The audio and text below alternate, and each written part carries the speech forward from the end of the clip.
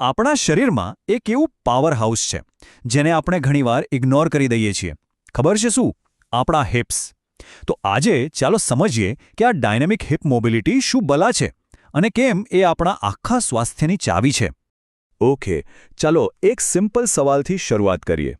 શું કલાકો સુધી એક જ જગ્યાએ બેસી રહ્યા પછી શરીરમાં એકદમ જડતા આવી જાય છે? પેલો દુખાવો થાય છે? જો જવાબ હા હોય તો આ વાતને ખાસ ધ્યાનથી સાંભળજો, કારણ કે આપણે એનું કારણ અને ઉપાય બંને જોવાના છીએ. તો જુઓ, આપણી આજની લાઇફસ્ટાઇલની એક સૌથી મોટી સમસ્યા છે જકડાઈ ગયેલા હિપ્સ. આપણી આ આખો દિવસ બેસી રહેવાની આદત છે ને, એ જ આનું મૂળ કારણ છે. અને સાચું કહું તો એની અસરો એટલી ગંભીર હોઈ શકે છે કે આપણે વિચારી પણ ના શકીએ. તો આનું કારણ શું છે? સિમ્પલ છે. કલાકોના કલાકો બેસી રહેવું, ફિઝિકલ એક્ટિવિટીનો અભાવ અને હા, આપણું ખોટું પોસ્ચર. અને હવે એની અસર જુઓ. આ વાત ખાલી કમરના દુખાવા પર અટકતી નથી. ના, એનાથી ઘૂંટણમાં પ્રોબ્લેમ થાય, ચાલવાની ઢબ બગડે અને ઓવરઓલ લાઈફની ક્વોલિટી ડાઉન થાય. આ તો એક ચેઇન રિએક્શન જેવું છે, જેની શરૂઆત થાય છે જકડાયેલા હિપ્સથી. પણ અહીં એક સારી વાત છે. આ પ્રોબ્લેમનું સોલ્યુશન છે, અને એ પણ એકદમ સરળ અને સુપર ઇફેક્ટિવ. એનું નામ છે ડાયનેમિક હિપ મોબિલિટી. તો ચાલો હવે ડિટેલમાં સમજીએ કે આ છે શું અને કઈ રીતે કામ કરે છે. એકદમ સાદી ભાષામાં કહું તો ડાયનેમિક હિપ મોબિલિટી એટલે એવી કસરતો જેમાં આપણે એક્ટિવ અને કંટ્રોલ્ડ મૂવમેન્ટ્સથી હિપના સાંધાને અને પૂરેપૂરી રેન્જમાં ફેરવીએ છીએ. અહીંયા બે શબ્દો પર ખાસ ધ્યાન આપજો: એક્ટિવ અને કંટ્રોલ્ડ. બસ આ બે શબ્દોમાં જ આખો ખેલ છે. તો સવાલ એ થાય કે આ પેલું જે આપણે નોર્મલ સ્ટ્રેચિંગ કરીએ છીએ એનાથી અલગ કેવી રીતે છે? જો, સ્ટેટિક સ્ટ્રેચિંગમાં આપણે શું કરીએ? એક જ પોઝિશનમાં મસલને ખેંચીને પકડી રાખીએ છીએ, રાઈટ? જ્યારે ડાયનેમિક મોબિલિટી એટલે સતત મૂવમેન્ટ, સતત ગતિ. આનાથી શું થાય? સાંધાને લુબ્રિકેશન મળે છે અને મસલ્સ વર્કઆઉટ માટે ગરમ થાય છે. એટલે કે એક છે હોલ્ડ અને બીજું છે ફ્લો. સિમ્પલ. ઓકે, તો આ બધી મહેનત શા માટે કરવાની? આ કસરતો કરવાથી ફાયદો શું થશે? ચાલો એના જબરદસ્ત પરિણામો પર એક નજર કરીએ. અને સાચે જ એ ખૂબ જ પ્રભાવશાળી છે. તો આના ફાયદા શું છે? સૌથી પહેલું, રેન્જ ઓફ મોશન સુધરશે. મતલબ વધારે સરળતાથી ઝૂકી શકાશે, હલી ચલી શકાશે. બીજું, શરીરમાં જે જડતા અને દુખાવો રહે છે એમાં ઘટાડો થશે. મતલબ કે પેઇન ફ્રી દિવસો. જો કોઈ સ્પોર્ટ્સ રમાતી હોય તો પરફોર્મન્સ સુધરશે અને ભવિષ્યમાં થતી ઈજાઓથી બચાવ થશે. અને હા, સૌથી અગત્યનું, બોડીનું પોસ્ચર સુધરશે, એકદમ મજબૂત અને સીધું.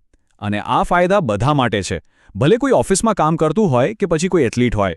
ચાલો, હવે ઘણી થિયરી થઈ ગઈ. હવે પ્રેક્ટિકલ પર આવીએ.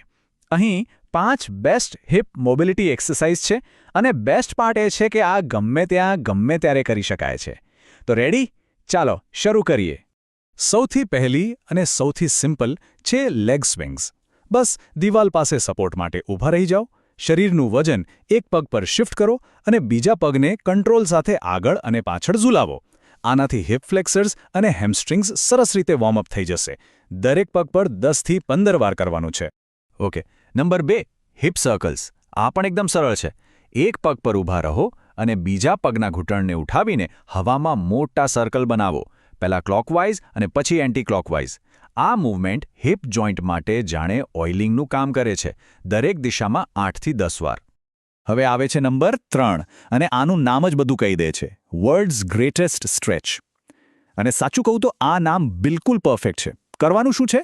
એક ડીપ લંચ પોઝિશનમાં આવો. બંને હાથ આગળના પગની અંદરની બાજુએ જમીન પર મૂકો અને પછી ધડને ટ્વિસ્ટ કરીને અંદરનો હાથ સીધો આકાશ તરફ ઉઠાવો. આ એક જબરદસ્ત ફૂલ બોડી મૂવમેન્ટ છે જે ખાસ કરીને હિપ્સ પર ફોકસ કરે છે.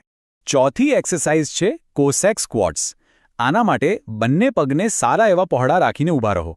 હવે શરીરનું વજન એક બાજુ શિફ્ટ કરો અને એ ઘૂંટણને વાળીને સ્ક્વોટ કરો. ધ્યાન રાખજો કે બીજો પગ એકદમ સીધો રહે. આ એક્સરસાઇઝ હિપ્સની સાઇડ ટુ સાઇડ એટલે કે લેટરલ મોબિલિટી માટે સુપર છે. અને આપણી પાંચમી અને છેલ્લી એક્સરસાઇઝ 90x90 હિપ સ્વિચ. આના માટે જમીન પર બેસી જાઓ, બંને ઘૂંટણને 90 ડિગ્રીના એંગલ પર વાળો. હવે ચેલેન્જ એ છે કે હાથનો ટેકો લીધા વગર હિપ્સને રોટેટ કરીને બંને ઘૂંટણને ઓપોઝિટ સાઇડ પર લઈ જાઓ. આ હિપના ઇન્ટરનલ અને એક્સટર્નલ બંને પ્રકારના રોટેશન માટે એક ક્લાસિક મૂવમેન્ટ છે. જુઓ, આ બધી કસરતો છે તો બહુ પાવરફુલ, પણ એનો પૂરેપૂરો ફાયદો લેવો હોય અને કોઈ ઈજાથી બચવું હોય તો એને યોગ્ય અને સેફ રીતે કરવી બહુ જ જરૂરી છે. તો ચાલો ફટાફટ કેટલાક ગોલ્ડન રૂલ્સ જોઈ લઈએ. આ 4 વાતો હંમેશા યાદ રાખજો. પહેલું, કન્સિસ્ટન્સી. રોજ થોડું કરશો તો પણ ઘણો ફરક પડશે. બીજું, સ્પીડ કરતાં કંટ્રોલ પર ફોકસ કરો. ઝટકા માર્યા વગર સ્મૂધ મૂવમેન્ટ્સ કરો. ત્રીજું, શ્વાસ લેવાનું ભૂલતા નહીં.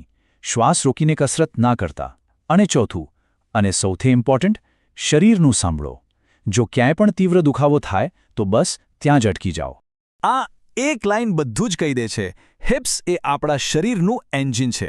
જરા વિચારો, જો ગાડીનું એન્જિન જામ થઈ જાય તો શું થાય? આખી ગાડી ત્યાં જ ઊભી રહી જાય, રાઈટ? બસ આપણા શરીરનું પણ એવું જ છે. આનાથી વધુ સચોટ વાત કોઈ હોઈ જ ના શકે. તો હવે છેલ્લો અને સૌથી અગત્યનો સવાલ, શરીરના આ એન્જિનની સંભાળ લેવાનું ક્યારે શરૂ કરવું? એનો જવાબ બહુ સિમ્પલ છે. આજથી. આ નાની સરળ કસરતોને રોજિંદા જીવનનો ભાગ બનાવીને તંદુરસ્ત અને પીડામુક્ત જીવન તરફ એક મોટું પગલું ભરી શકાય છે.